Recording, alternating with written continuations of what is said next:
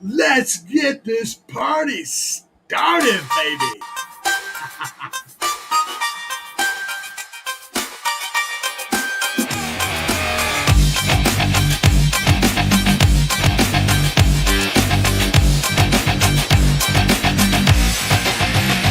It's all shined up from the red to the black. Subwoofers lined up and the amps all stacked. Big power wires running from the front to the back. Tuned up, charged up, ready to attack. Gas tank full, got my drink filled too. Got my music queued up, gonna let it play through. This town ain't ready for what I'm about to do.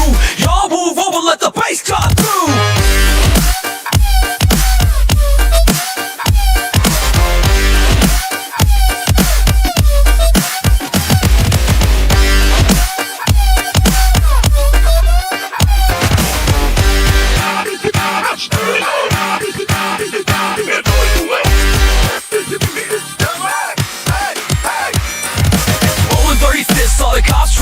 Didn't turn it down, gotta let them calls fly. Old lady at the light was bobbing her head, and the guy behind her probably wanted me dead. Voltage looks good, so I'm racing to the mall. It's a little smoky, but you can't win them all. Then the bass drop hit, and the lady fell down. She was squirming to the beat right there on the ground.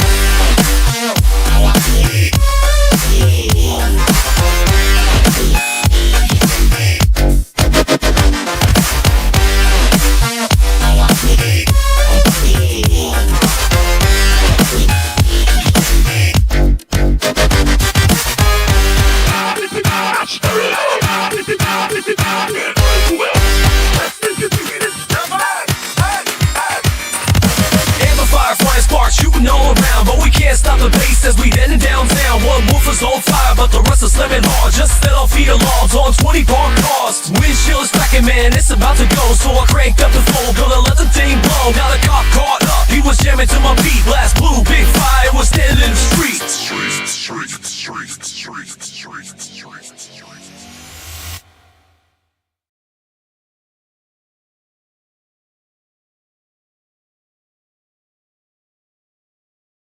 Let's get the sound turned on. We don't want to be doing the thing where nobody can hear what I'm saying tonight. How are you folks doing on this fine Sunday evening? I had as y'all can see, I have a new intro. I'm going to probably make another one of those. Just things, doing stuff, because, that's how I do it. That's a little bit of some clips from the last show at Carmel Car Audio, and also from from our meetup where the Team Savage Sounds met up at the Cracker Barrel and had some amazing meatloaf. That's what I had anyway. Everybody else had whatever the hell they had. We had 2 tables. We had 20 something people in there. We had 2 big long tables, all the tables put together. We took up like a quarter of the entire dining room in that place. And it was a big, big, big, awesome event. Then we went over to our spot where we have a little gathering, and we all got out there and we made noise and we raised a little bit of hell. We raised a little bit of hell at the Cracker Barrel, but not too much. We didn't start really, raising official hell until we got to our spot. All hung out, had a great time. It was a wonderful day. And I met up with a bunch of people that I've gotten to know over the last few years quite well. Basically, one big family. We had new members in the family. I'm a new member to that family, but I have been knowing these guys for a long time. So let's see here. Probably not getting very good audio. Let me check my audio real quick. Y'all, let me see. Can I hear? Yeah, y'all can hear me, right? Okay, cool. I'm a big stupid idiot. So storms. Oh yeah, there are definitely storms occurring in our area, and I hope they don't knock out the power or anything like that. They're not too bad right now though. Just a lot of rain, and that kind of went away. I'm not sure what's coming next. Anyway. Let's go down the list of what's going on. We got a lot of what's ups, what's ups, and that's cool, and I appreciate y'all. And Franco Quaid said, is that song AI? the music and everything, yes, I wrote all the lyrics and I put it together, but yes, the AI performed that entire song. So if you guys are wanting to know how to do that stuff, I can make another video. I'm gonna try. I've got a thing set up now where I can kind of do it, and I made one, and it didn't go over very well. So I don't know. So I don't know how it's gonna go. If it don't go over too well, then I'm not inclined to do it again. Right? You know what I'm saying? But I haven't done another live one. Maybe I should do a live one. Y'all let me know in the chat tonight what you think. People that are here now, because y'all are the hardcore ones. People that are here now, let me know in the chat if you want me to do a random, like sometime during the week, do a live video showing how I create music. And it may be long because it takes a long time to get something working, but I can do it in stages. So you'll get something out of it in the first little chunk. And then as you stick around for more, you'll get more of the big picture stuff. But I can show you guys how I do a music in the AI world. So let me know what you think. If you want me to do a live, I'll do a live and I'll do it, but only if you guys tell me to. So it's your chance to vote for how you feel about that right now in the chat. I'll be listening to you guys tonight. Let's see here. Mark says, howdy. Dre says, what's up? Stay safe from the storms. What else we got in here? All right.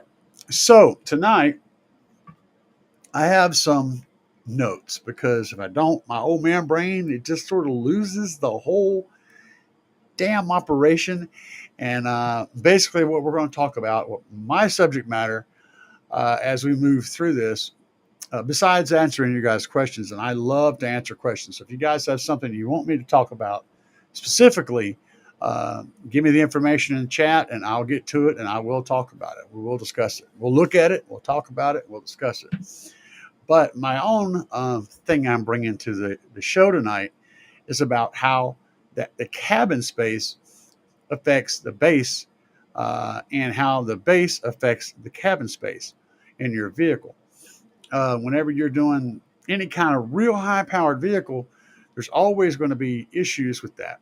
You've got the reflectivity of the material, which is going to change how your highs sound. And also the softness and hardness is going to affect how your bass gets reproduced and how your pressure builds. So there's a lot of things to that. You want to have those nice hard panels to stop the bass from getting absorbed, but you want to have soft panels to allow the mids and highs to not get reflected and bounced all over the place. It's a really complicated thing to do. And that's why it's really hard to do an SPL build as also an SQ build. So building something called an SQL build is tricky.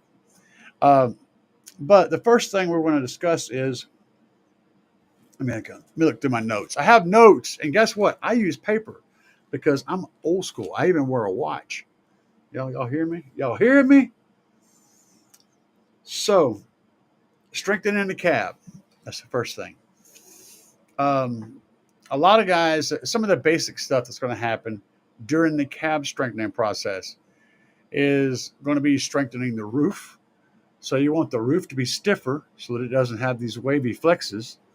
And you're also going to want it to be very rigid and very solid, because that's one of your biggest losses when it comes to losing sound pressure.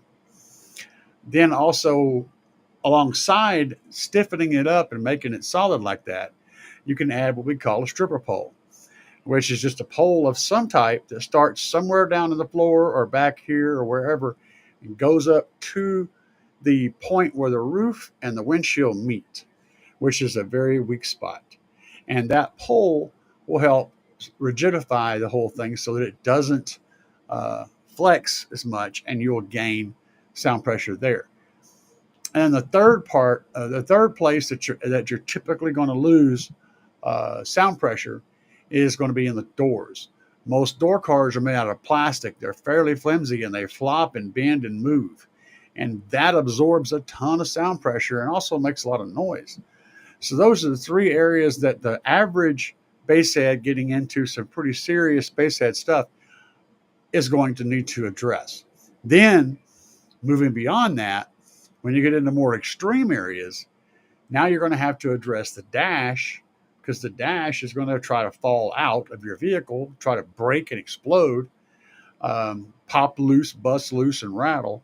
You're also going to have to address the firewall, because the firewall is basically a flat piece of metal with some ribs in it. It's not real strong, and the base will just push that sucker, and that'll end up causing issues with your brake master cylinder, your brake, your brake booster.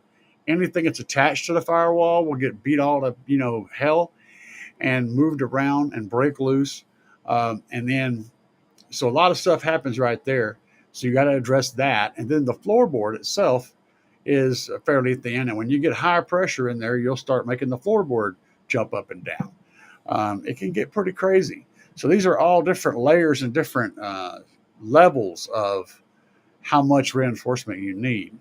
So that's kind of what we're going to talk about, and I've got several other things too. That's going to be things that are going to affect sound pressure. And you may say, well, I'm not building an SPL build. Fine. But if you're building something that you want good, solid, smooth bass response in, this is kind of important. Also, if you're looking at that 200 hertz null, that driver's side null, a lot of times that's a part of that is caused by the flexing of the materials. A lot of things affect everything, and also all the rattles and all that stuff. Of course, the harder the surfaces are, the more less comfortable the vehicle is to be in. So trade-offs, we're always talking about trade-offs. You can't have all of them. Let's see, looking down through here, we have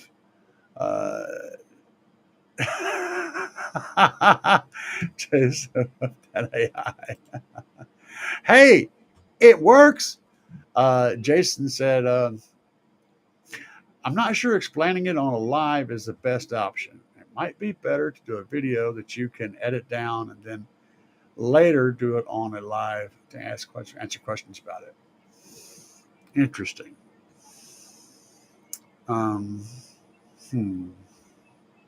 Well, I kind of had some ideas for letting you guys participate in the creation of the song. And that, I think it's more fun. I agree with you that that's what you're saying is definitely a better option. But I just feel like it'd be more fun to do it live. So I'm gonna consider that though. I may do some different stuff. I ain't sure yet. We'll get there. We'll get there, man. Thanks for the input. Franco said, yeah, what Jason said. CJR1 was asked, what is the decent beginner speaker sub setup that is affordable, and would it fit in a C5 Corvette? And would fit in a C5 Corvette. Okay, I'm not real familiar with the amount of space you have in a C5. However, I am somewhat familiar with the a couple of years before that. I know you have a very little space, but what I usually recommend it's kind of my go-to default. When I recommend for a tight, small airspace enclosure is going to be the JL-TW3 or the JL-TW5. And either the 10 or the 12, depending on your exact amount of room. If you want a sub that's going to give you an immense amount of performance and really, really sounds good in a very tight location, the TW3 and the TW5 are my favorites for that. They just, nobody else does it better. There's a lot of companies out there that make good thin subs that are a lot less expensive, but if I'm running myself, if I'm building in a space where I have no room to work with, I am absolutely going to be running a TW3 or a TW5. And I'll say that even if somebody else is willing to give me a brand new sub for free, I would still rather pay for that TW3 or TW5 to get what I want. I know how good they are, how low they'll play in no enclosure, like tiny, thin enclosure. So look into that. As far as the amplifier goes, both of them are rated. One of them is rated, the 3 is rated at around 300 watts, and The 5 is rated around 500 watts. I would probably go with the 5.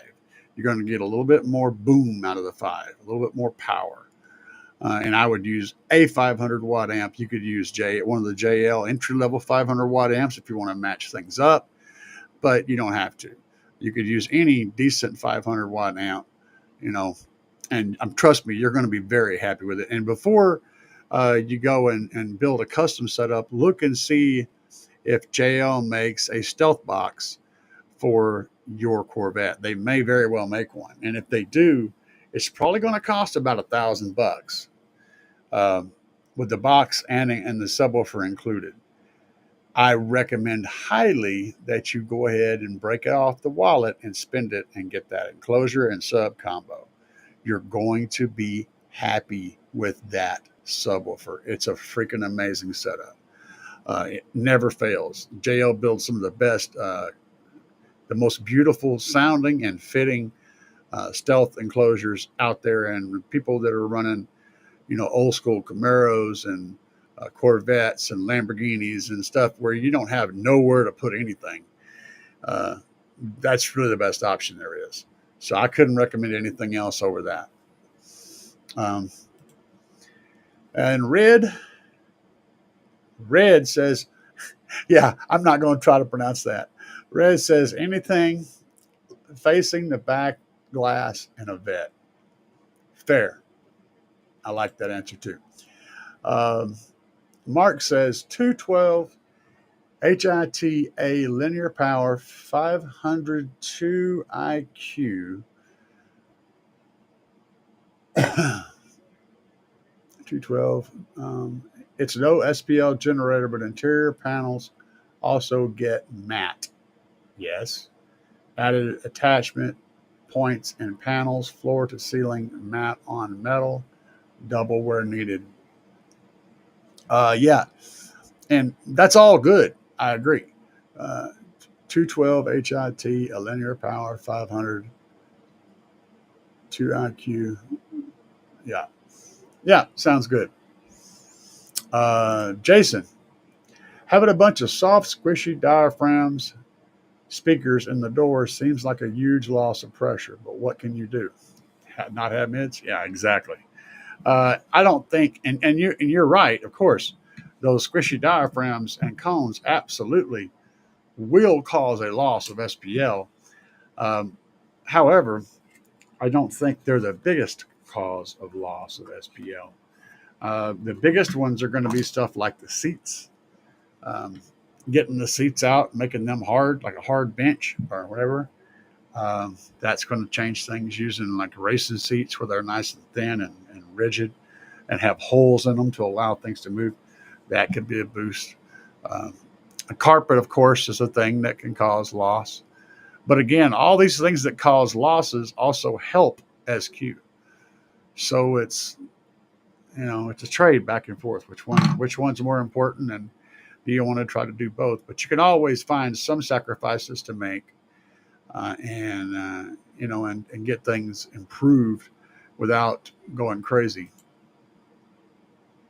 I think a lot of C5 builds out there to look at.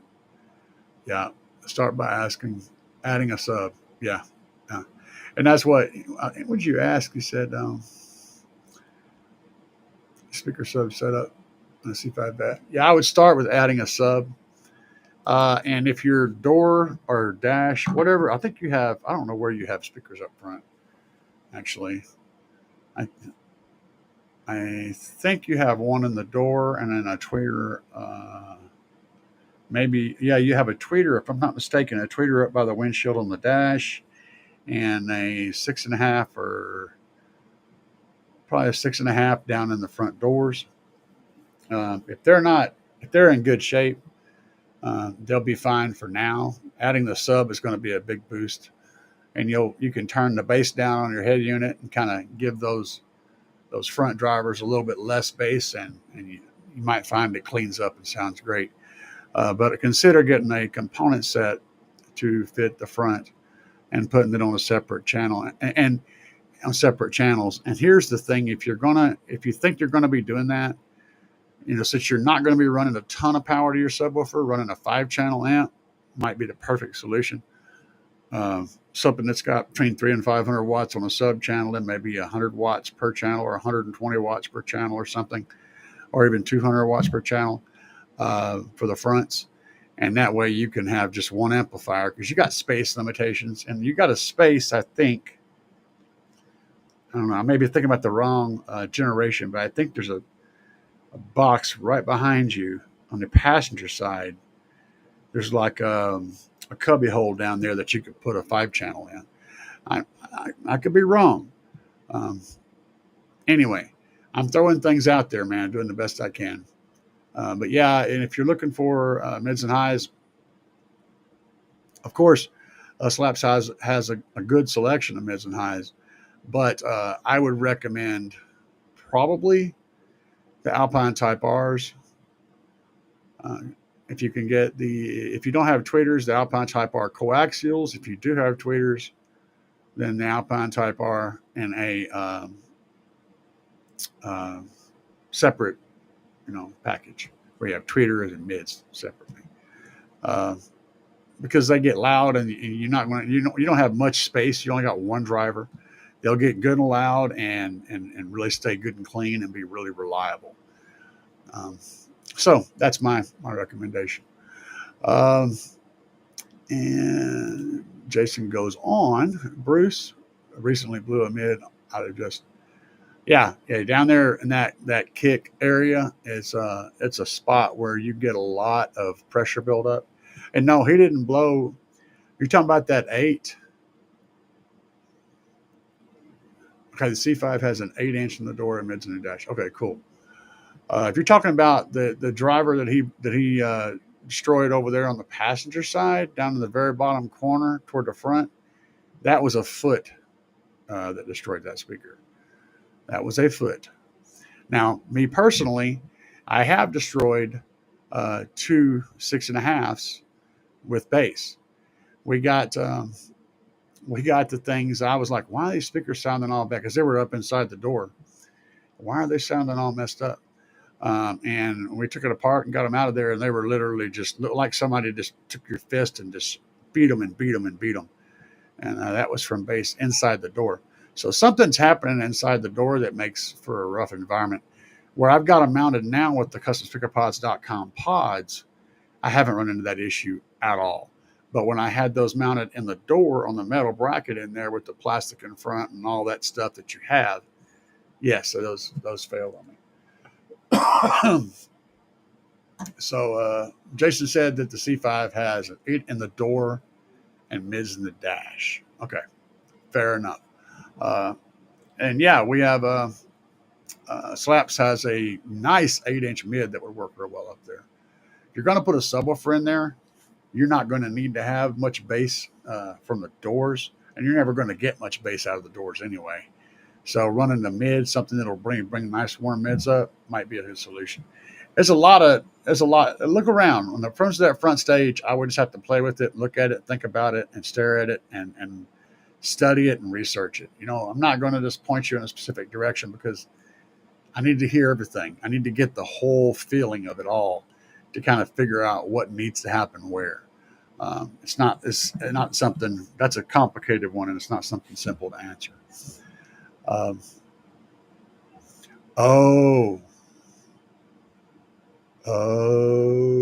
Okay. Said, I missed this one. Was that from that one guy that uploaded a vid? I refused to watch that video because I'm waiting on EXO till he's going to upload a video probably about it, and I don't know. I like to try to give him the first view. But yeah, I didn't know.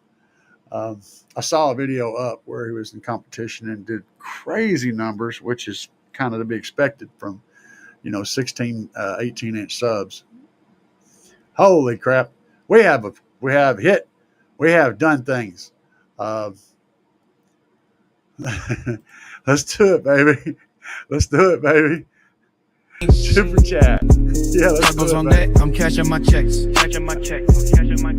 Flavor effects, I'm ripping these flicks. Tacos on deck, I'm cashing my checks. Flavor effects, I'm ripping these flicks. latest flex, baby. Now, what did you have to say, my friend? Super chat. Tim Hahn Fishing. Hey, brother, I've been binging the content. Oh my god, dude, I got so much. It's like there's a whole lot of hours. I'm on a journey to do my first 3 or 4 way in the front stage build, including custom speaker locations. Content's been super informative. Big thanks. Thank you, sir. And I appreciate the tacos tonight. Uh, my wife appreciates the tacos. We get to go eat. We get to go out and eat on payday from Google. So whenever Google comes around, and once a month, the stuff that you guys donate and the stuff from ad revenue, we go out and eat, and there's more left over from that, but that's when we get to go out. We go out and have a nice meal together. So that's always something to look forward to. So that's why I call it tacos, because we do eat tacos a lot. Tacos is one of my favorites. But thank you very much, and I appreciate the donation, and I appreciate more the compliment and the fact that I've helped somebody. I love helping people. So let's see here. And you're doing 3-way. You're doing a first build on 3-way, 3 or 4-way front stage build. If you're getting into sound quality, man, the weeds are so incredibly deep, so deep. And there's just so many different things to consider. There's a lot of people that's going to say, hey, just do this and it'll be amazing. Maybe so, but it's deep, dude. It's just deep and complicated. CJR1 said, do you think upgrading the door speakers would be a good idea to help out with clearness and volume? Sometimes. Any car audio shop is going to tell you, yes, you need to upgrade your door speakers.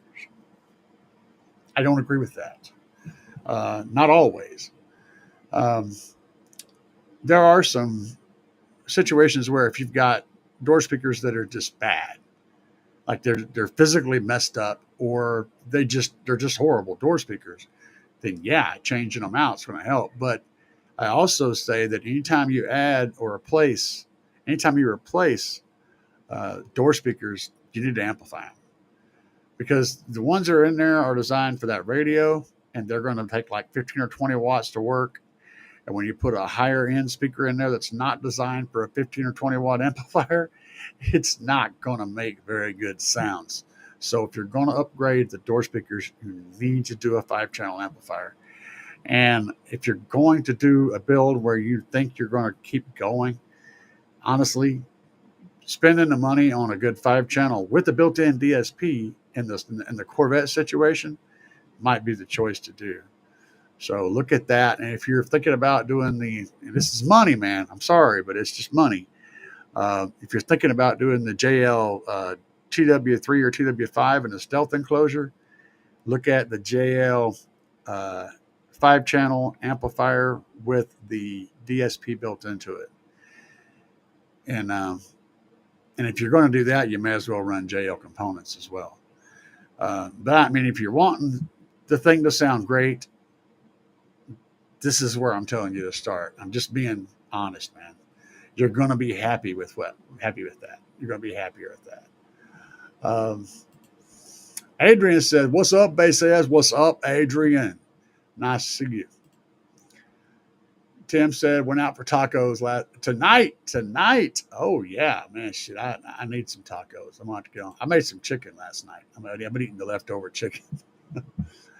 So much to consider. Yeah. Steep learning curve, but I'm enjoying it. Yeah, man, that's the thing. Enjoy the trip, because the destination is going to be good, but the trip is something you won't forget. Jeff Moorfield popped in. Hello, and happy Easter. I'm on, and I thought, wait a minute, everything moved on me. I'm on the verge of buying the Truck Under Lithium 5K. Would it jive with an F platform AGM under the hood, JS alternator, 400 amp, and a Singer? Easiest way to tell you that is I could say yes, and that would be true. Um, but there's a little asterisk there. So yes, it would jive with the one under the hood. It's probably your lithium's going to set it around 13.1 when it's resting. The one under the hood is likely to be sitting around 12.7 or 12.8, something like that, which means that the lithium is always going to be trying to keep that battery under the hood charged. After a little bit of time, it'll settle the whole system will settle at 12.8, and that's okay. But that means the lithium is being forced to rest slightly below its resting voltage. It's not perfect. It will work and probably work fine for several years. But just that's something you may end up considering using an isolator between the lithium and the one in the front. And the isolator is simple. You just run a power wire from the front to the lithium, stop it with an isolator. So you got to go in there and there. Then it continues on to the lithium battery so that it separates the two. And you use the trigger that you use to turn on your stereo or the one from the key to trigger that isolator to lock it in. So when you start the vehicle, it'll automatically connect them together. And then you've got, the alternator is charging both of them at higher voltage than they rest. Everything's good. When you turn the key off, the front battery drops down to its 12.7 and the lithium sits at its 13.1 and everything is happy. That's what I would recommend. And mainly, you don't have to worry about all the power wires, just the ones that connect that battery to this battery. That connection is the key. Break that connection. But yes, it will work.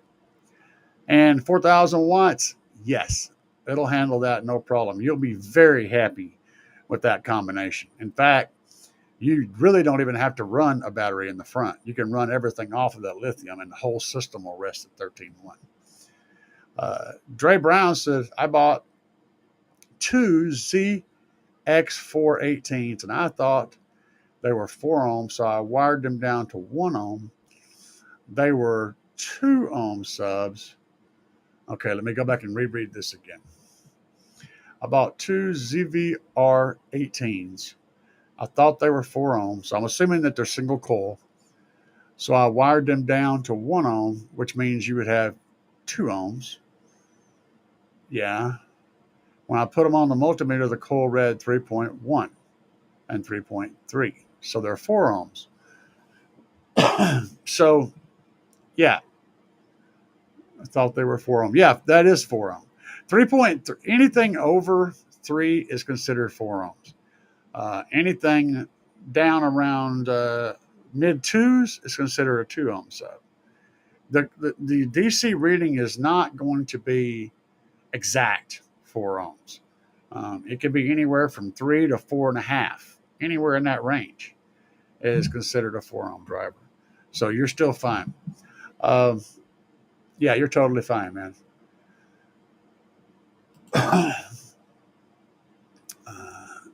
CGR, you just need to listen to figure out what needs to be improved. Yes, that's what I'm saying. That's what I'm saying. Do you need an aftermarket head unit? Yeah. Yep.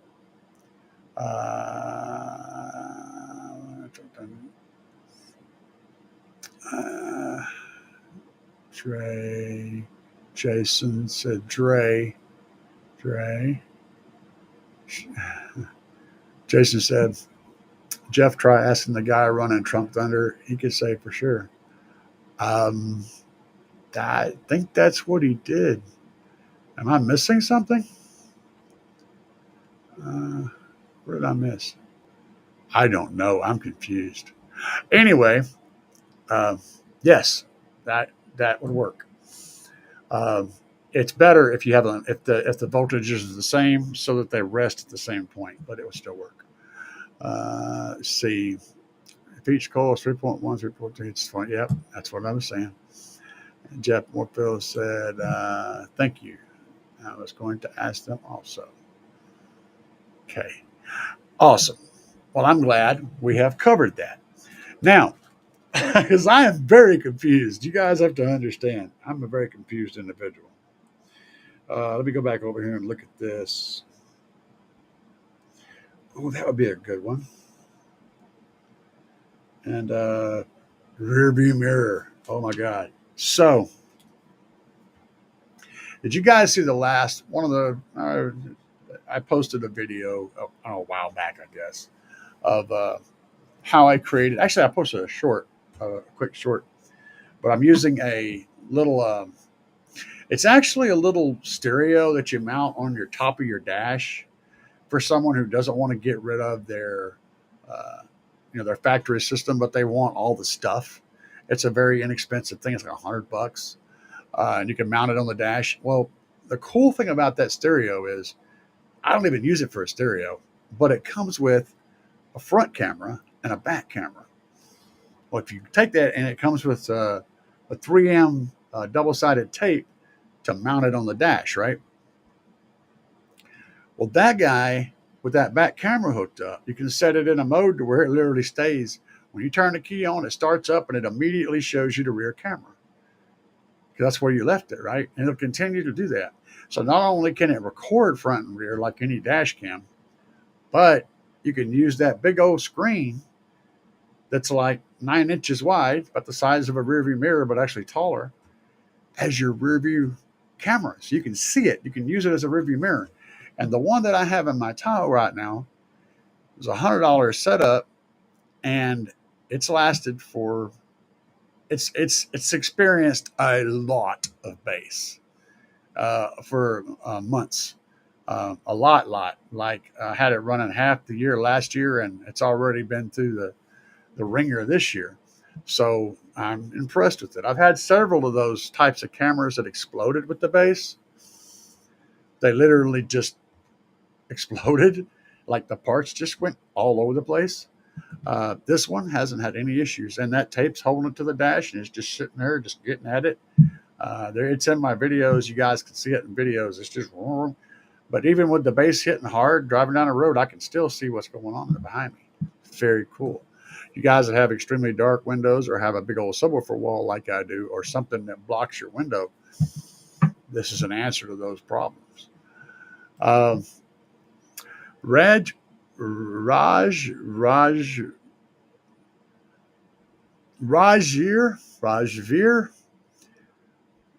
we're going to call you Raj. What sound editing company would ever recommended? It depends on whether you're trying to be budget or trying to do the best, like just whatever is the best.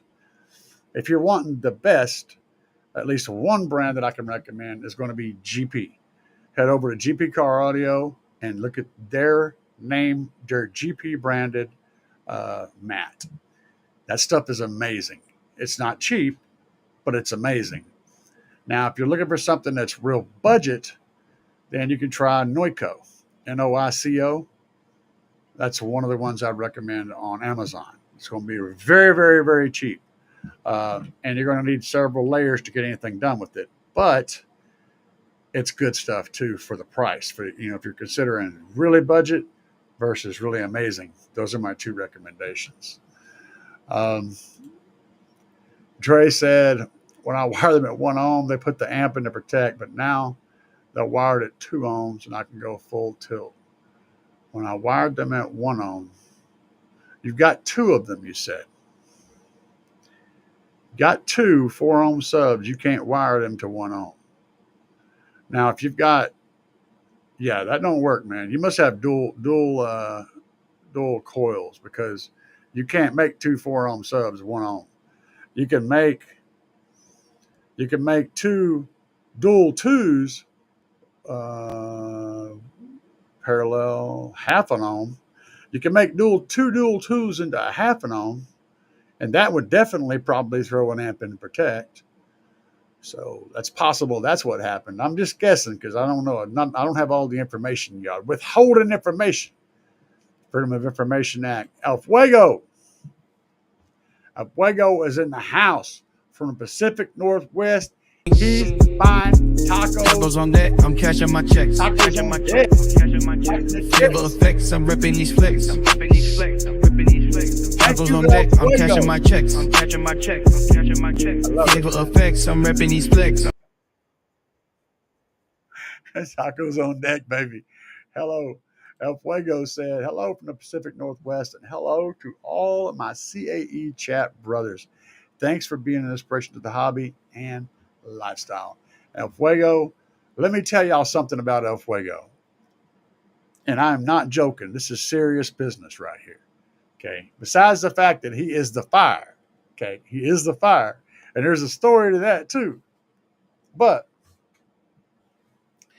you can go to any car show, any car audio show, anywhere in the United States, any time of the year, and ask anybody that's a judge or a rep or a company person or someone, anybody around there that's like part of the show, who El Fuego is. They'll all know El Fuego. They're all going to know El Fuego. He's that saturated. This man, he is his own country.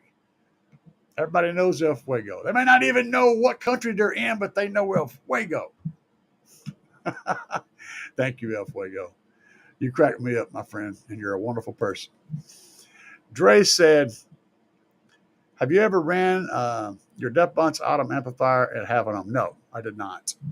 I just don't do that. It's not my jam. Don't want to. And one thing about amps is, and this is a fact, guys, okay? You can talk to any amp technician out there. They're going to tell you this. The amp may run at a half an ohm. It may play at that low of an ohm load, but you guaranteed to shorten the lifespan of that amplifier. It may last for a minute. It may last all year. It may last a couple of years, but it's going to shorten the lifespan of that amplifier. And when the amplifier fails, it's almost always going to be because of that extremely low ohm load and the overcurrent situations that amp runs in. So it's a thing. If you want to compete and you want to get the max out of it, you can. Sure, go for it. But you're taking a chance. Pick just one little, and now you have to buy a new amplifier. I don't like running it that way. I like sticking to a 1 ohm plus situation. That's just my jam, baby. So that's just me. But no, I did not. Big Mike, what's up, Mike? Glad to see you, my friend. You guys are awesome. Bunch of awesome people. He said, what is up, brother? I want to see some of y'all come into the show this week, or not this week, but next month. It ain't far from now. It's the 20th right now. But on the 4th of next month, another Car Mill show. I want to see some of you guys at the show, man. Because Springfield, Missouri, Carmel Car Audio on the 4th of next month. May 4th. May the 4th be with you. We're having a show. Sunday, Carmel Car Audio. It's like starts at 10 a.m. People, be there. I'm going to be there to be a bunch of crazy people there. It's going to be awesome. So try to make that scene if you can. Yeah. You said exactly what I said. Thank you. And Frank Coquade says, smash that like button. Y'all, if you wasn't here before, I'm going to drop this on you one more time. The show is not over, but I want the guys that are showing up later in the stream to see this.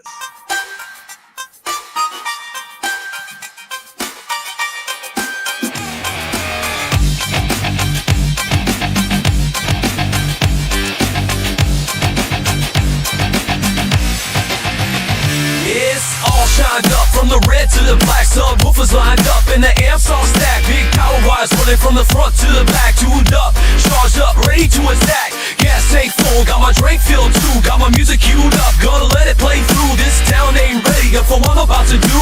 Y'all move over, let the bass cut through.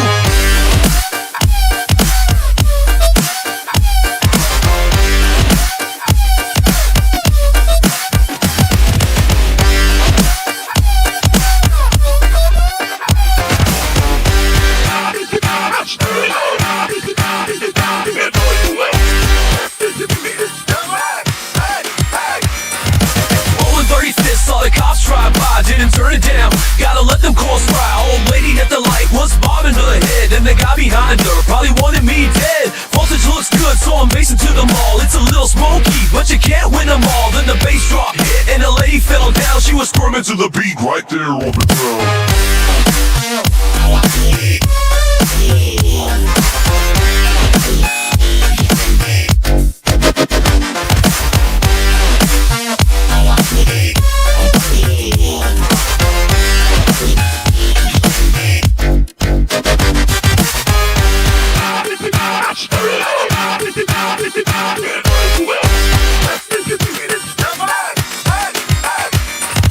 Amplifier flying sparks shooting all around, but we can't stop the bass as we heading downtown. One woofer's on fire, but the rest are slamming hard. Just let off the alarms on 20 park cars. Windshield is cracking, man, it's about to go. So I cranked up the flow, gonna let the thing blow. Got a cop caught up, he was jamming to my beat. Blast blue, big fire, was standing in the street.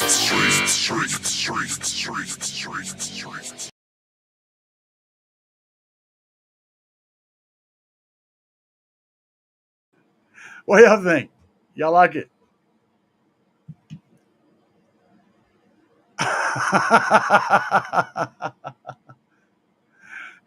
Hell yeah, dude. Let's just want to catch up here. He says, slam that like button. Jason is trying to help Dre out, and I appreciate you, Jason. You're the man. You're an awesome cat. Jason Ewing popped in and said, howdy, everybody. And said, El Fuego is a cool dude. Yeah, El Fuego is awesome. Everybody loves him, man. Everybody loves him. He's well respected throughout the entire community, and including myself and all the people that I hang with. They all know and love El Fuego. Good stuff. Bobby B said, I'm here now. We can start. Yeah, you're slacking today, Bobby. You must have been out eating tacos too, or maybe you was eating some Easter eggs or something. I don't know. Probably eating a bunch of damn Easter eggs. Well, you got them goats. You may have been eating a goat. I don't know. Raj says JL Audio will now be Garmin Audio. Oh yeah, they the Garmin buy them out. I got heard something about that. But I've used a lot of Garmin products, and I haven't had any issues with Garmin products in the past. So I don't know. But I can't speak on a lot of stuff. I mean, a lot of their stuff is overpriced and everything. But the one thing I can speak on solidly is the TW3 and TW5 subs and their stealth boxes. You can't get that anywhere else, not to that level. You can replace the amplifier, you can replace the DSP, you can replace the mids and highs, you can get all that stuff somewhere else. They got the market pinned on that particular product. It's amazing. El Fuego said, I had the wife of the century. And she is in bed because she's an early to bed, early to rise person. She's kind of like a chicken. When it gets dark, she's already in bed. She's in bed before it gets dark. But I will tell her that you said she's the wife of the century, and she will say thank you. I can already tell her. She's awesome, dude. Yeah, there ain't nothing more important than having your partner be able to find some common ground with you on areas where they don't have the same interest. And that's what she's done with me. Here's a funny one though. Get this. In that video, you've seen the hair trick. She's doing the, okay. She came to the show. I asked her to come to the show. I didn't make her come with me because I wanted her to be able to come in when she wanted to and leave when she wanted to. She came to the show. When you saw the video where she's walking up and I pointed at her, that's when I saw her at the show. That's when she popped in. Minutes later, she was doing the hair tricks. And she said she had a headache when she got there. And she was freaking out about it.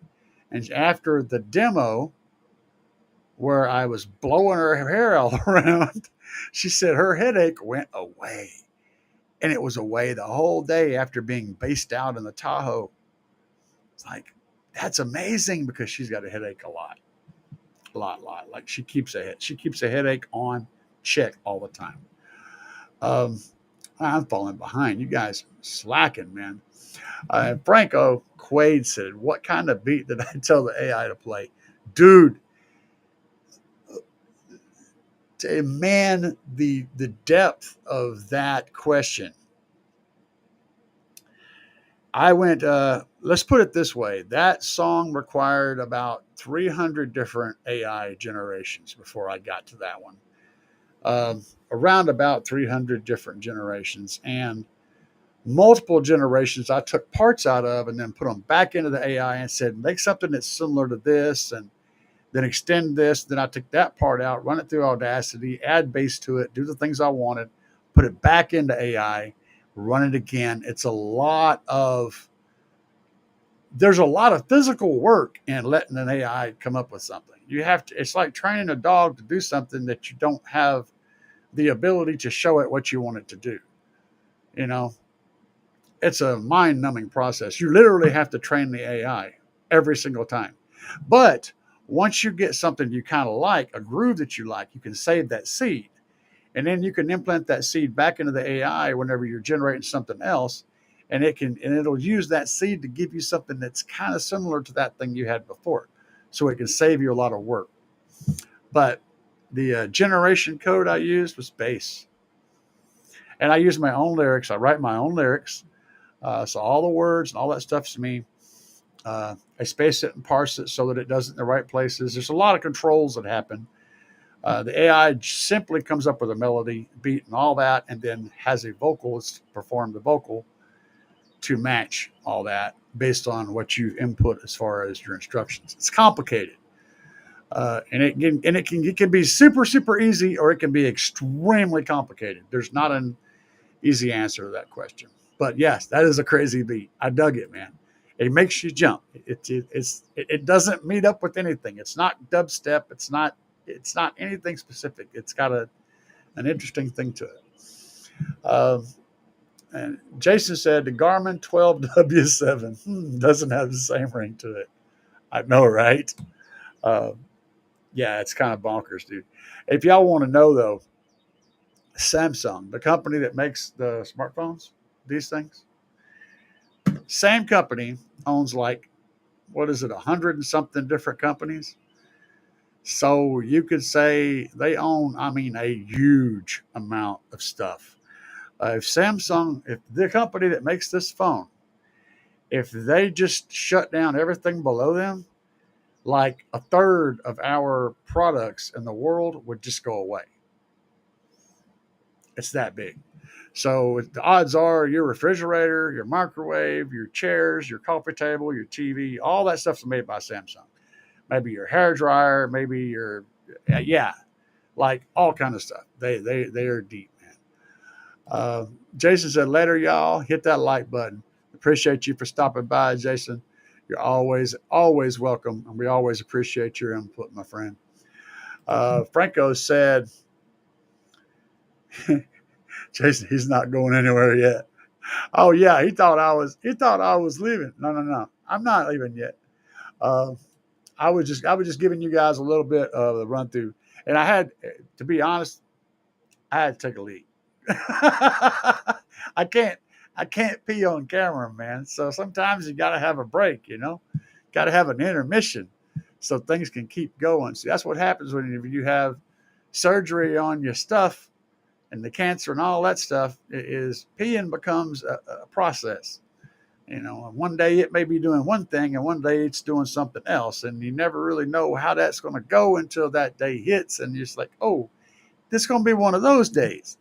Yeah. So there's that. But that's how that went down, baby. So yeah. Jason said, I'll be fine with a Garmin W7 if they can reduce the price by 30%. I'm with you on that. Totally with you on that, man. Bobby B said, first of all, he wants to let Fago know that he is fire. And he sent him some pictures. Now, I got pictures too. Oh, let me show y'all something. I'm going to show y'all something else. Bobby sent me a picture. He's working on his stuff. I'm going to wait until he tells me what he wants me to post it. But I want to show y'all something else. So let me add a scene here real quick. I'm going to show y'all something going on. Oops, not that scene. That's not the damn scene. Where are we doing here? Okay, wait a minute. Right here. Check it out, guys. This is a post by Charles. He's the main box builder and does all the hardcore design work at Carmel Car Audio. He recently put this up on Facebook. And This is the head unit they put in. It's pretty basic install, but that's a really nice head unit. And I want to say, if I'm not mistaken, that's actually a Boss head unit. And where Boss sucks at building amplifiers and stuff, man, they make some really nice large screen head units. They're really, really nice. And it looks like they got some, yeah, that's some rebase music playing in there. That's from I don't know who it's from, but that's rebase. But the next thing is this. This that's a 21-inch sub back there. And that is one big old box. The port's firing to the back. Beautiful, beautiful box in this car. And it's a very green car, but still, that's cool. Uh, there's a little close up of that sub. It doesn't look that big until you know it's a 21. And that dust cap's like 8 inches across or something. It's huge. Sub is huge. There's a little trader that was added up there. Customer probably requested that be there. This is how they handled the mids and highs. So replacing what was there with a custom made plate to run some DB drive stuff in here. Probably some 5 1/4 or 6 1/2, probably 5 1/4. Give some nice good mids. Nice little build set up there. I was impressed with it. So I just wanted to show you guys that because, we do things like that. This is a car audio channel after all. That's something going on over Carmen. If you got an old vehicle, especially these old school vehicles, and you're wanting to be able to get something cool going on in it, there's not a lot of car audio places that will really do anything crazy like that. They're basically wanting to pump in radio swaps and speaker swaps and send them right back out the door so they can keep that money coming in, right? Whereas Carmel does that, but he also does this. So if you're looking for stuff that's custom, this isn't super custom. It's pretty simple. It's just a box in the trunk. But you did notice how big that box was. Think about that. All you bass heads out there, when you see that, okay, to all you bass heads out there, and all the hardcore people out there, well, we went completely off the deep end here. Whenever I lost it. Whenever you see that that picture of those cars, without that subwoofer box and that trunk, that was hard. That was a very tricky setup. So, yeah, but they do a lot of custom stuff, very, very custom stuff. I've seen some really cool stuff with lots of lights and the whole thing. Where else are we? I've lost track of my thing. Dre said, Jason, I bought them. Okay, yeah. Okay. All right, I'm making sure I catch up. I don't want to miss anybody. So Dre Brown says, Jason, I bought them used. They're not marked on the subs what all they are. I believe they are Sundown CV4s. They're 10 years old. Oh, my goodness. They got some age on them. I'm used to buying dual 4s and wiring one of them. Okay. All right, fair enough. I caught up. What about the JL Audio bass wedge enclosure? That's the one that has the port. I don't know. I have to look it up. I don't want to speak out and be wrong. I want to sound like an idiot, so I can't help you on that one, man. I'd have to research into that. My 2 JL 10 TW3 subs were expensive when I bought them a few years ago, but boy, do they sing SQ on 500 watts each. Yes, see, if you don't believe me, believe El Fuego. Like, you just don't get it. You just don't get it until you do. And then you're like, wow. It's just wow. Yeah, they really sound phenomenal. They're great sounding subwoofers. You do pay for them, but they're great sounding subwoofers. Dre said, Jason, bought a Boss Adam 9.5K. Yeah. And like I said, I wouldn't wire it to half an ohm. 10.1 link swell. You knew what's in there. So it was a link swell screen. And that's Will. Yeah. I know who that is. So that's the link swell. He knows. He was probably there. or at least he was there to look at it. I didn't get to look at it. I just saw the pictures. 10.1 links well screen to a single den chassis. Sweet. And by the way, how did that head unit work out? That I gave to you. I want to know. I want to know how it's worked out. Have you actually hooked it up yet? Played with it? El Fuego said 4 Slap 15s in my 2000 Chevy Tracker on 2 Slapz 5Ks with a Trunk Thunder 10K Lithium. It's a question. Let me read back through it again. 4 Slapz 15s. I'm sure you're talking about the Oblivions. In my 2000 Chevy Tracker. That's going to be busy space on 2 Slapz 5Ks with Trunk Thunder 10K. Yes, that's a nice setup. That's a great setup. That combination would be very, very solid. You'd have about 5,000 potential for 5,000 more watts than you're even using. That 10K will handle more than 10,000 watts. So yeah, you'll be rock solid with that. It would slam. Tim Hahn said, in regards to front stage build, do you have any recommendations for inexpensive drivers to learn on? I'm looking at Dayton and Fatal Pro right now, but that's not I don't know. I'm not sure. I'm not familiar. That's kind of mid-road. Dayton, some Daytons can be inexpensive. Some of them can be pricey. To learn on stuff that's going to be.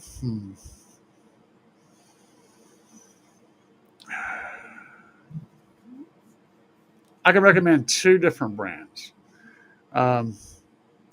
Recoil makes a really inexpensive stuff that is similar to some of the higher end stuff. Might be a choice. But also Slapz. You know, we got some pro audio stuff. It's not really what you're looking for though.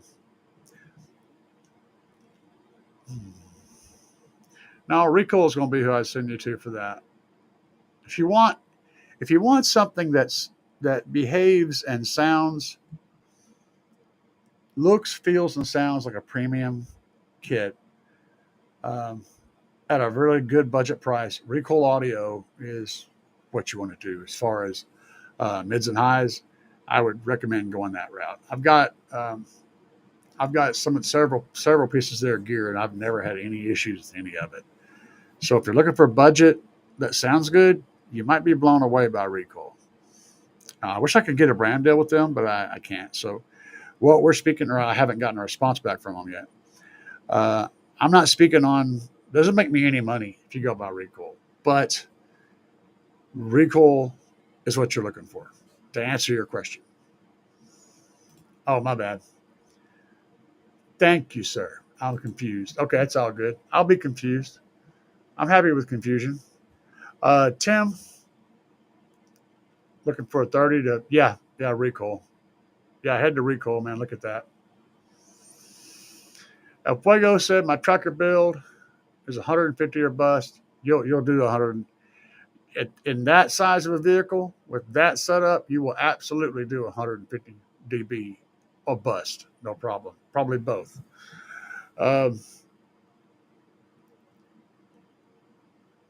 B pillar, yeah. It's going to slam, my friend. 100% going to slam. You'll be putting about, figuring, okay, so I'm going to tell you guys something about amplifiers. Something I'm learning. I'm learning more as I go. And this is kind of a generalized term. It's not going to be 100% true for every situation or every amplifier. Okay. But here's something when I'm starting with the testing that I'm doing and the experiences that I'm having is leading me down this path. If you've got an amplifier, so you got a 10,000 watt amplifier, and it's makes 10,000 watts at 1 ohm, okay, and you wire up your system to where it should be getting 1 ohm, right, from all the subs combined. It's going to be, it ain't going to be exactly 1 ohm, but it's you're wiring it in such a way to wire it to 1 ohm. After you get box rise, which is going to make it like 3 ohms or 4 ohms or even more ohms, and then you're dealing with the inefficiencies of the box rise and what it's causing, which is whenever box rise isn't really box rise, it's just impedance. As the subwoofer is moving, it actually generates power and pushes it back toward the amplifier, and that's called impedance. It impedes the flow of power to the sub by generating power, sending it backwards. Well, as that rise goes up, you're not going to make 10,000 watts. Okay, you're just not. You're going to be running at 3 ohms, 4 ohms, 5 ohms, 8 ohms, whatever. Is a lot more resistance after that sub gets moving. So when you're looking at an amplifier to power a subwoofer, you might consider, when you go back and watch Big D Wiz, Derek Williston's channel, look at the amplifiers he's testing. Pay attention to the 4 ohm load. What the amplifier is making at 4 ohms. Because what I've seen, generally around 4 ohms is where you wind up with after you get the impedance rise.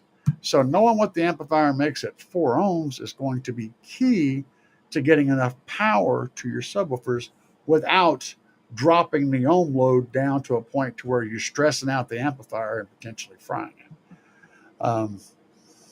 That would be something to look into. Now consider that. So if you consider that and you're running 4 2,000 watt subs and you're running 2 5,000 watt amplifiers, so you've got them wired up for 1 5K and 1 5K, and 1 5K only on 2 subs, 1 5K on 2 other subs, which is what I would think you would be doing.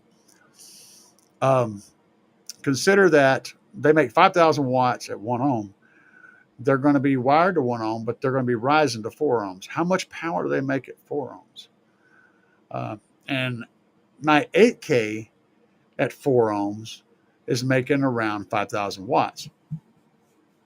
So considering that, I would say you're probably making around 2,000 to 2,500 watts at 4 ohms.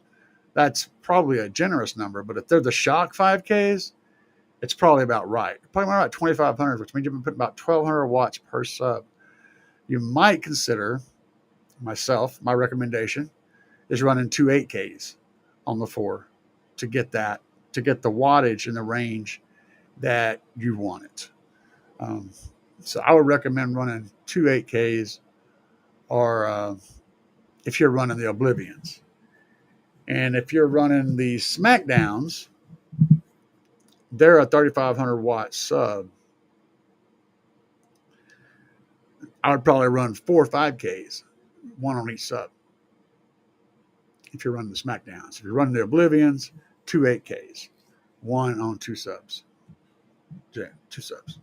That's my recommendation, but it's complicated. Any of those setups are working. What you're talking about will work, but you're not going to be taking advantage of the full potential of those subs.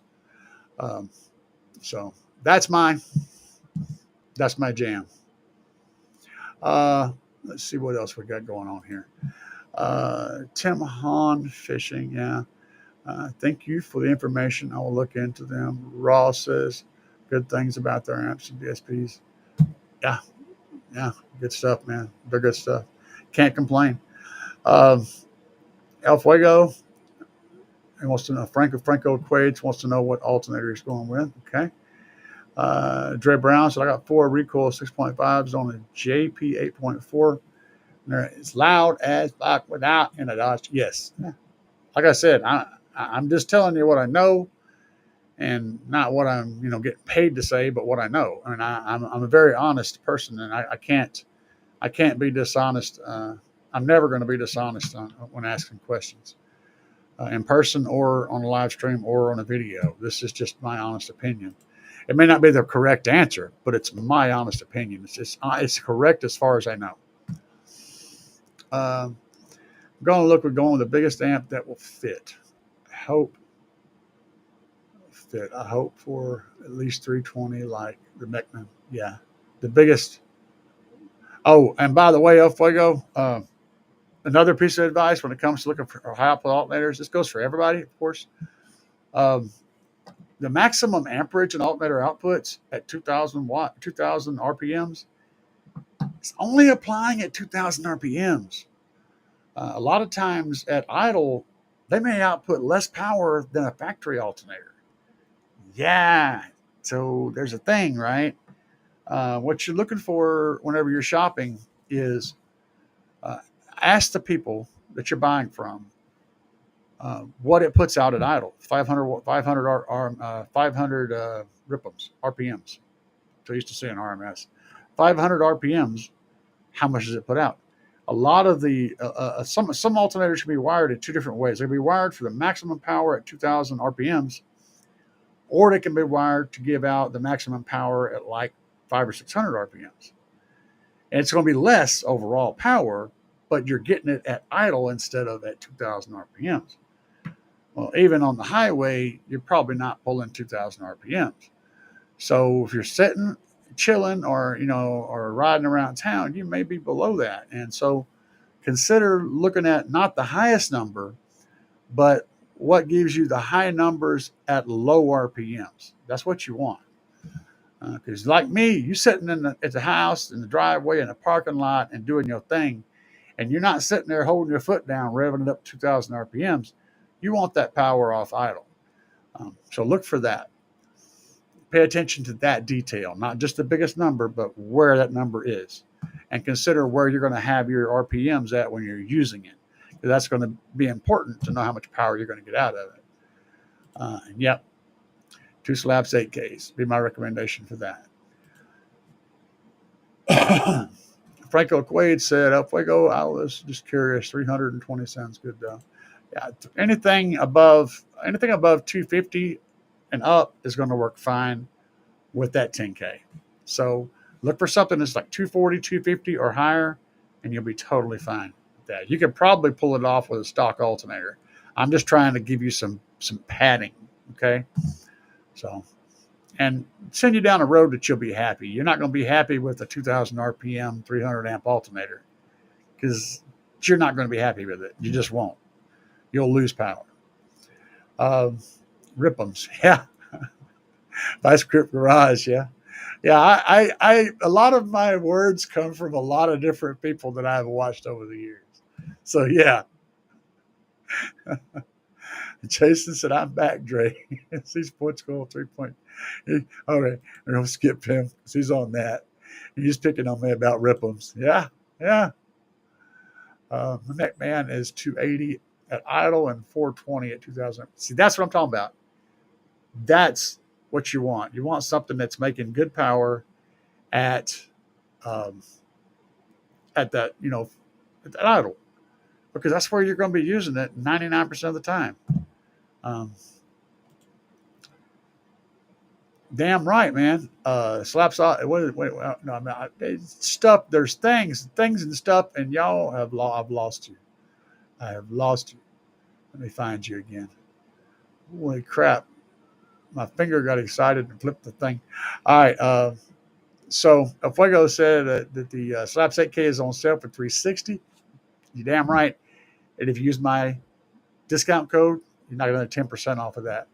So you're not going to $36 off of it. And I make $36. See, it's like you save $36. I make $36. How cool is that? You can't lose, man. It's a win-win situation.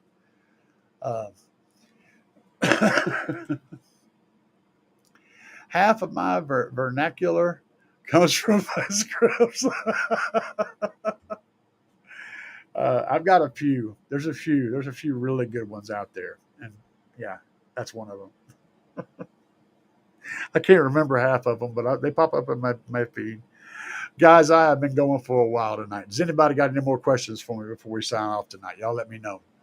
I'll give you a minute if you've been waiting. If you've been patiently waiting. I talked about rear view mirrors. Yep. Glue. We could talk about box glue. What do y'all know about box glue? Uh, now I know I say box glued, but like if you're building something, the best, yeah, you're building something. What type of glue do you use to put it together with? Now I know different materials are going to require different adhesives, but we're assuming that you're working with MDF or plywood or some type of wood product. What kind of stuff y'all got going on? Anybody have any questions on that? Franco Quaid said, "Have a great week. Crossovers, buying individual components is fine. There are good drivers out there at low prices. Absolutely. PL Plus. Yeah. Yeah. PL, man. Yeah. I'm a big fan of, I like using Type Bond 2 uh, for most situations because it's paintable and it dries clear and it's strong as shit. Um, but if I'm really having to worry about something sticking together, it'd be F26. It's a construction adhesive. It's very similar to PL Plus. We've glued. All right. So back when I was younger, working doing construction work, we were framing, and we used F26 to glue the bottom plate down to the concrete foundation. When we were shooting it down, we'd also glue it down. Creates a good seal. But we were screwing around one afternoon, and we were testing just how strong that stuff was. And we took two by fours, the end of two by fours, and glued them together with F26, just like this. No bracing, just the end contact. And we left it sitting overnight. Come back the next day, and we couldn't break it. We put it on two sawhorses. I walked out on it, bent it to the point to where the boards were all the way down to the ground. It was a U shape, and that bond, it never broke. We never did break that. We ended up breaking a 2x4, but it didn't break that joint. That F26 is insane stuff. Very similar to PL, though. Franco Quaid said, Type Bond. Budget DSP recommendations to connect to a PC. Oh, it jumped. I was reading. Connect to a PC for programming other than the Dayton. The Dayton is okay, but it's not great. It's okay. It's a good practice DSP. Like you said, you were kind of looking to get into it and trying to think through it. Man, the market is so saturated with them right now. Different types. But one that connects to the computer that works like the one that I have. Actually, two of them that I have. I'd have to dig into. I don't have anything stuck in my brain to be able to offer you. But there will be people in the comments that do that know some good DSPs. You guys, if you know a good budget DSP this cat can use, tune with the computer, put it in the comments. Let him know. Because right now I don't have anything in my brain to be able to pull up. I've got my file, my information is aging. I haven't done any research in a while, so my information is getting old, and there's so much more stuff that's coming in on top of it. There's some companies I've recommended in the past that aren't even in business anymore, and I can't recommend them because of that. Yeah. And you're saying, and add budget on top of that. I don't know, man. I'd have to look. Somebody will give you some stuff in this comment section. Let's see. Y'all answer this man. Answer this man. Anybody, any other budget DSP recommendations to connect to a PSC for programming other than the Dayton? Somebody help this man out with a good answer. I'm so bad, said, what's up? I'm so bad. You are also so late. We are just about to shut this mother down. Tim Hahn said, I intend to go active on the entire system. Excellent. And it's into the coils and everything in 1 ohm and kept going. Protect. I went to 2 ohm. Yep. Okay. DIY guide to test with that wood glue. Test like that with wood glue. Yeah, it's pretty intense, dude. You find the right stuff. Rico Quaid, I just watched. Awesome. Uh, Justin will pop in every once in a while, but yeah, I like his videos. He's a very good content creator, excellent content creator. Audio Dynamics, yeah, that's not budget though, man. You're talking about the other end of budget. Um, and I love my AD DSPs, and I can tell you straight up, any of the AD DSPs are going to just rock out and they're going to work well, but they're not cheap. Okay. That's what I run. I've run one for a long time. I switched to a different type. I still have my old one over there. Um, oh, you were looking at a Tweak 88. Tweak 88's a good unit, but you may not like the software. The software's got a little bit of sketch to it. Uh, and I think, no, yeah. That's the one I was thinking of. Yeah, it's a little bit off-putting, some of the software, but it's a great unit. Again, it's pricey. Um, and so you got the 810 audio control, and yeah, that's an audio control is going to be less expensive than Audio Dynamics, but again, it's still pricey stuff. But that is a possibility. Check into the audio control DSPs. Thanks for another fantastic show. Thank you, El Fuego. And Dre said, thumbs up. Everybody slam it. Jason's still trying to help you. You go, man. He does not give up. He never gives up. The man is a freaking force of nature. See, I was putting my new sub box in. Yeah. Maryland sliding through late. Yeah, well, Maryland, I mean, what are you going to do, man? I mean, it's almost as bad as Canada. Fake United States up there, the fake United States. I love it. I'm sure when I make it to seasoned novice and not total beginner, I'll end up with a JL Helix audio control.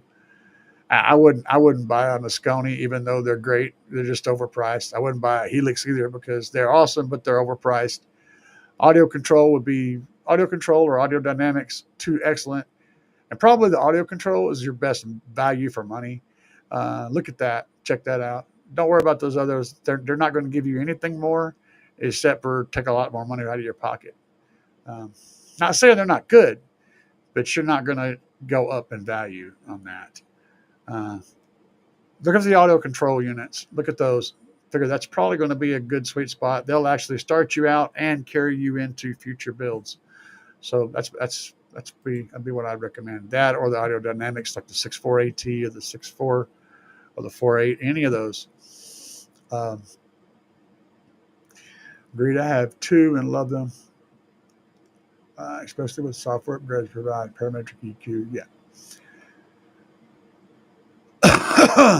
Sorry, guys. I mean to cough in your face. Sound like you need to go with something with a bunch of outputs for future proof. Yeah. Like an 810 or an 812 or something like that. Absolutely.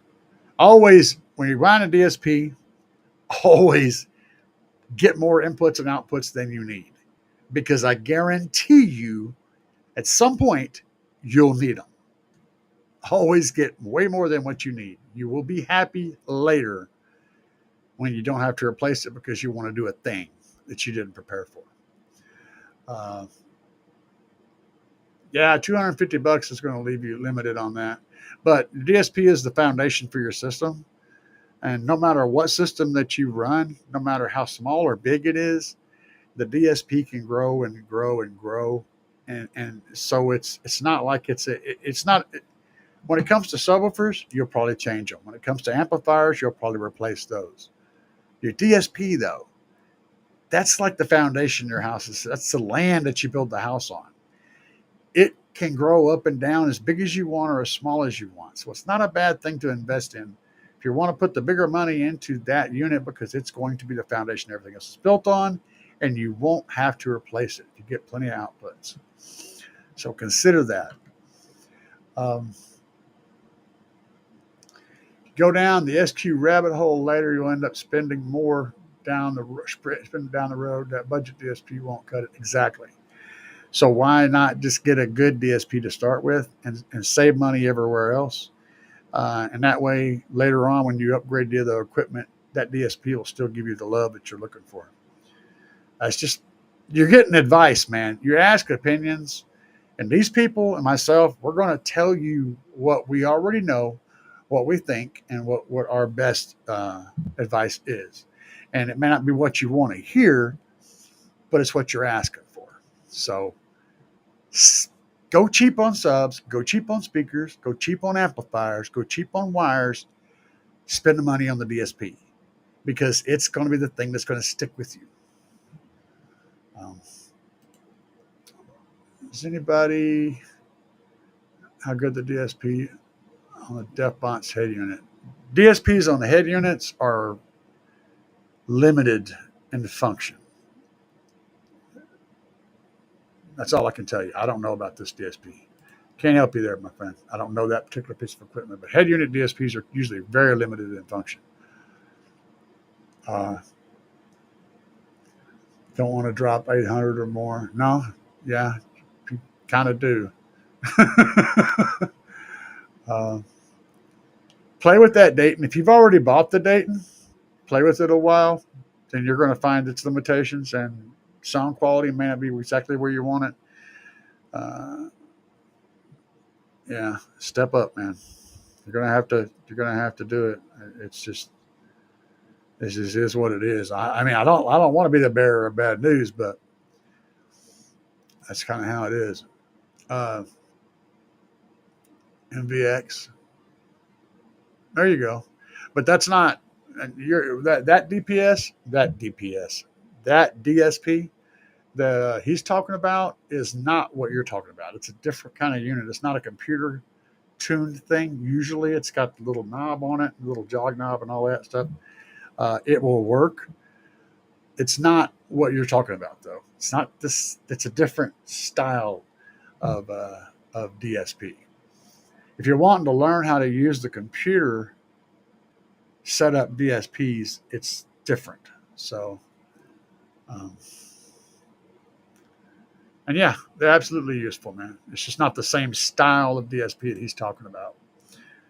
I don't know enough to know what I like yet. There you go. The key thing is never buy anything twice. Think about what you're going to build and try to buy the stuff once. And because think about it like this, man. Let's say you got a $900 DSP, right? You know it's what you want, but instead you buy a $300 DSP. But then later you go, man, this thing doesn't have that, or doesn't have this, or this thing doesn't sound very good, or this is. So now you've already spent $300 on that one. Then you go to buy the now you got a $900 DSP, a paperweight, and you spent $1,200 on it. That's the problem. It sucks, but it is what it is, man. Because you can't use it for anything. It's just $300 just gone. Now you still end up, it's just the way it is, man. I've been there so many times. I've done the same thing you're talking about so many times. That's why I'm being so rough on you, because I already know how that's going to go. It is what it is. I mean, I can let you learn like I learned, like we all learn, right? I'm trying to help you from having to do that. So keep that in mind. 2S is going to be not great. Usually, yeah. Usually, you're probably not going to be very happy with that. Tim Fishing, you should go with the B2 audio DSP. You can do that. That's right. That's a good point. B2 has one that's not ridiculously expensive.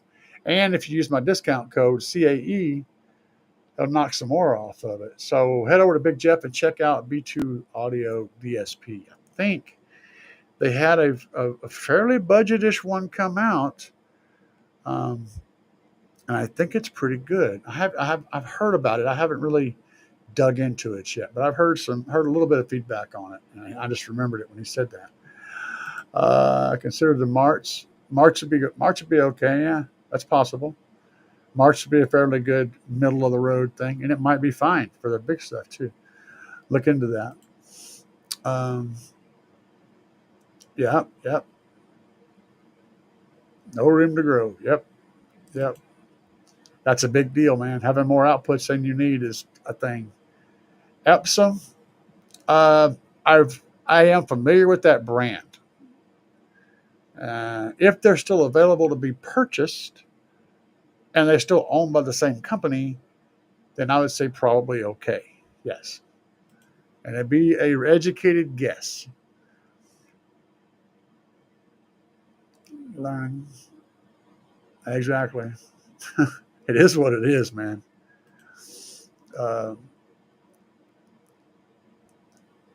Yep, agree with that. Let's see what else we got here. So thank you. And thank you for sending in, and thank you for your wonderful question. And we get to all share our knowledge and all be educated at the same time. And VX display, VSP might be okay too. Yeah, they're not bad. Used truck, listen to. Oh, yeah? Cool. I know who you are. Well, I know who your friend is. Let's see. Big Jeff did a review on that B2. Did he? I didn't watch it. I'm subscribed. I don't watch much of his stuff, man. Yeah, that's a good choice. I don't know. I don't have a link right now. Somebody might drop you one though. Google is your friend. Send over to Big Jeff Audio and then type in a search B2 Audio DSP. You're going to come up with it. You'll probably figure it out pretty quick. Back in '89, El Fuego, 2-swap meet 12s with horns. Horns in the box. Yeah, Majestic. Oh my God, the Majestic. 500 amp. 50 times 2 on a good day. And those at the Coliseum, we're going to have all this and this, and this is going to be $10 and subwoofers for $12. And you hear that on the radio, guys. I used to save up money until I heard that ad, and then I would go. Yeah, it's all every single bit of it is trash, but it's a fun day. It's fun. Go anyway. It's fun. All right, guys.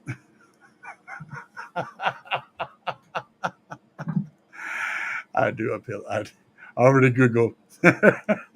Awesome, boss. You guys have been amazing. Be sure to slam that like button on the way out the door and slam the door shut. And I appreciate you guys for stopping in and hanging out with me. Much love, people.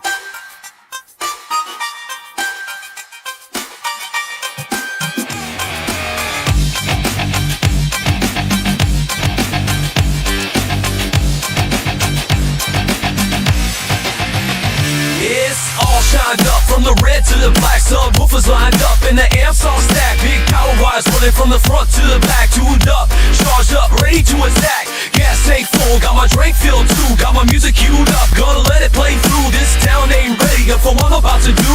Y'all move over, let the bass cut through.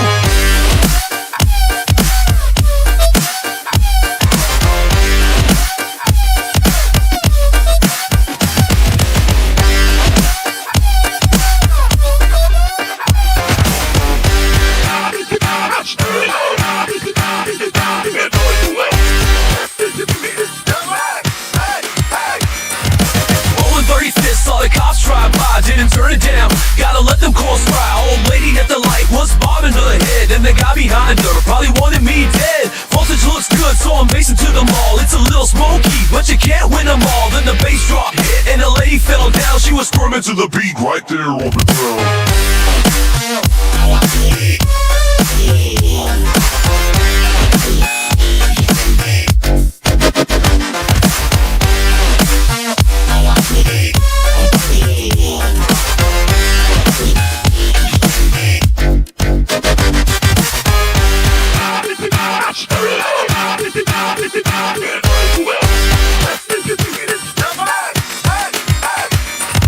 Amplifier flying sparks shooting all around, but we can't stop the bass as we heading downtown.